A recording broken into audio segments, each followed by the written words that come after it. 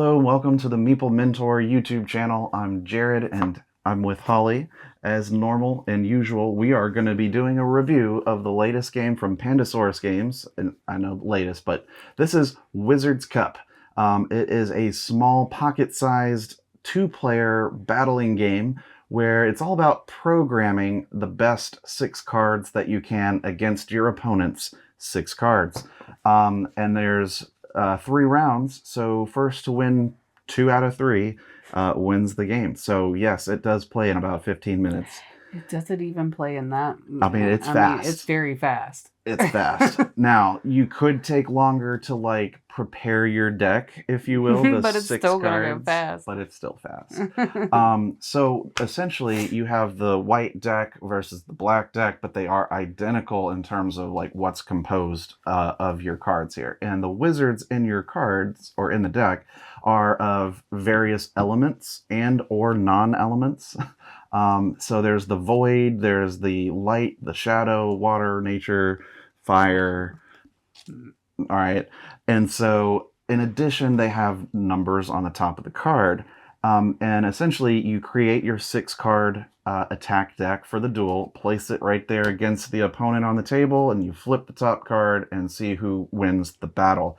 So you would first check to resolve any like immediate effects of the card. And if that doesn't resolve the battle, then you look next for any weaknesses. So if I played like a fire card and she played a water card, you know, the fire is weak to water, so my card immediately goes away and is discarded, and hers will stay on the table and duel the next card that comes out in my deck. And so I flip the next one, and then we resolve again.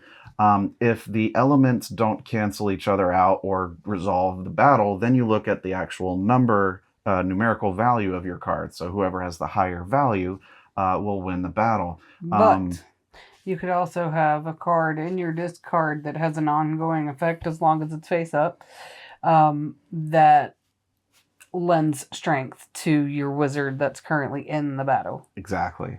And that's an interesting part of this game, because sometimes you might think, okay, well, I'll just put my strongest cards first and attempt to just, you know, knock as many out as I can before they get the opportunity.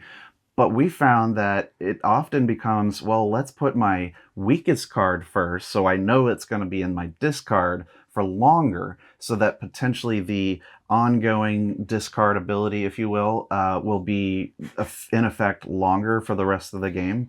But that a little strategy that I had, that might have been OP. What I did was I took a weak card that I knew was gonna die for its ongoing ability, so it would stay out, and it lended 3 strength to my fighting wizard.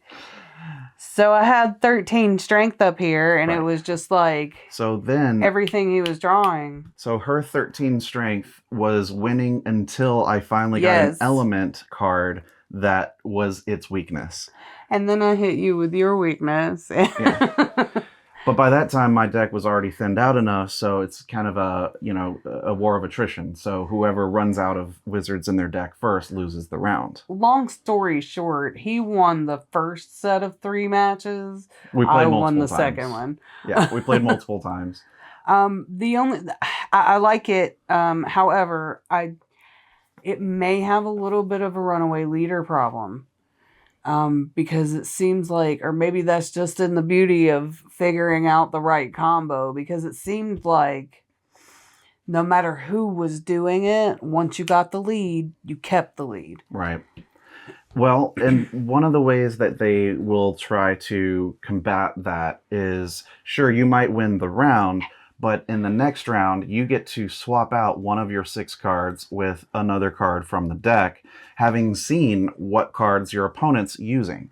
Now, obviously, one of theirs gets to be swapped out too, but you generally have an idea now for the final rounds, you know, second and third rounds, potentially third, you know, what you need to fight against. So if you saw, okay, she was playing a bunch of water cards, then I might put like a fire card in for the second round, that kind of stuff.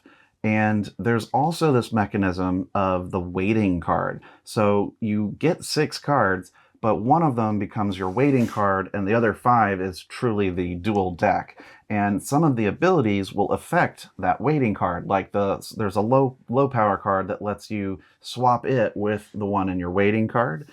There's another one that lets you like reorganize your deck and then kind of work from there. There's another one that lets you discard the opponent's waiting card, which can be frustrating. But if you expect it, right, you can put a card in your waiting pile, if you will, and then when you expect them to discard it directly, you prep it so that card has like this ongoing ability, so that when it hits the discard pile, it's going to help you. But if you lost the round, you also would probably immediately cover it up anyway. So there's a lot of interesting things at play, but it's so short. It's very fast. It's almost like, well, that was like a lot of things just happened immediately.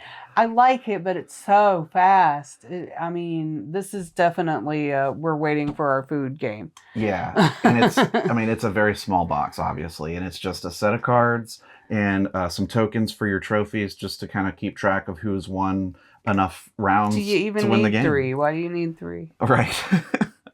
Well, because you can actually like win one round, and then whoever wins the next one gets the second. Okay, so I guess that just reflects on my complaint of the game, is that it's too short. And, it's so short. You very rarely need that third token. True, but yeah, I don't know. When would we play this, right?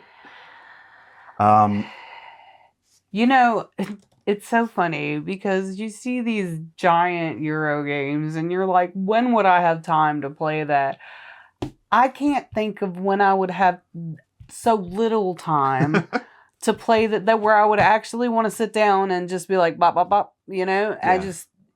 Because honestly, but I like it. It's weird. Honestly, with this game, most of the time is spent figuring out what you want your cards to be. Yeah. And then you go, well, what order should I put them in? And once you've done that, like the game's face-off is just...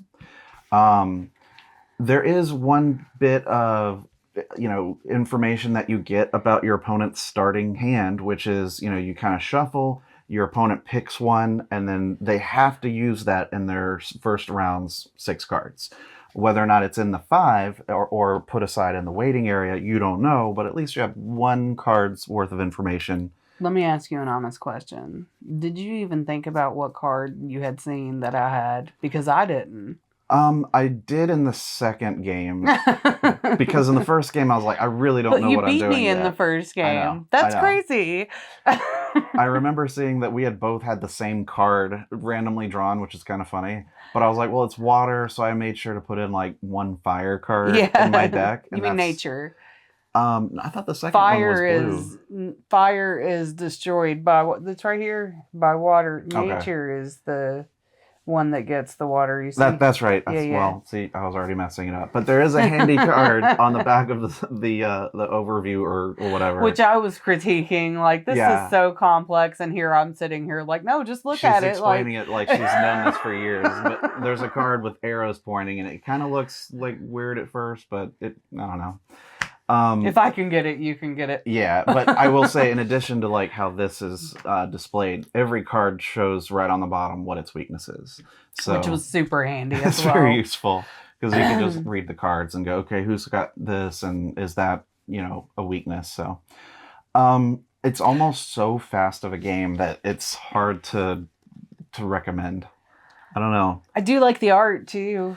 It's got some clever art. It reminds me of... it reminds me of a tarot deck. I was thinking, what was the Sword in the Stone? Remember that? The Disney movie? The Disney movie? Yeah, with Merlin and Archimedes. It reminds me of the artwork from that movie. Yes, I can totally see that. This right here is very Snow White. Yeah. So it's kind of this classic hand-drawn with a little bit of impressionist. Classic Disney. Yeah, I don't know. Fairy tale deal. It's pretty cool. So...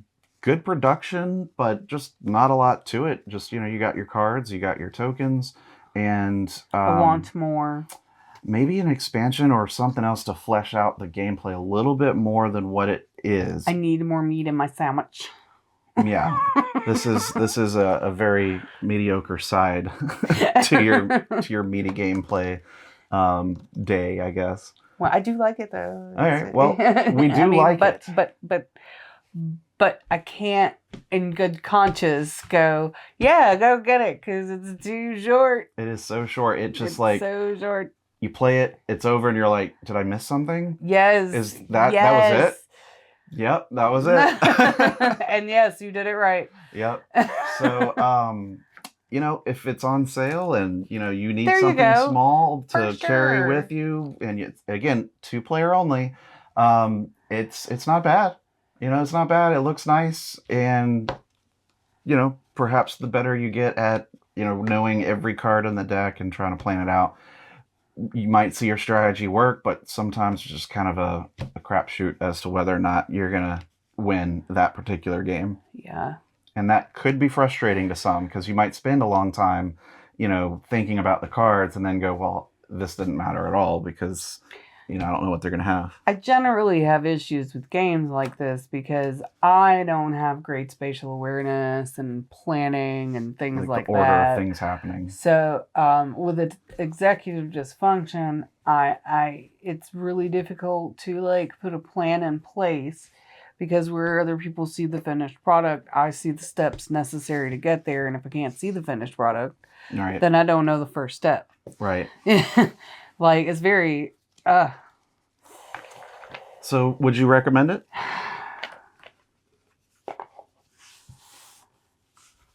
I mean, listen, I'm going to be honest with you. I would have to see how much it costed in the store, who I'm with. It's conditional. It's a conditional recommend. Yeah. It's a very conditional recommend. So, not a bad game, but conditionally fun depending on the one person that you want to play it with. And if you think, a 10-minute 8-minute game is what you want. I don't even think it's 8 minutes. I really don't. Yeah. But for as short as it was fun. I just felt like it went so fast that maybe that's what it is. I'm mad because it's not longer. Yeah, you want more chance to come back from it. Well, that's my thoughts on it. I mean, I gave my thoughts. I don't know what else to say other than, give it a try yourself. Yeah. If you get the opportunity, if it's on sale and you want a 2-player game. If you see it in a game library, whip it out. There it is. Okay. So that was Wizard's Cup. Thank you so much for watching our review. I've been Jared. I'm Holly. All right. We'll see you in the next one. Bye. Bye.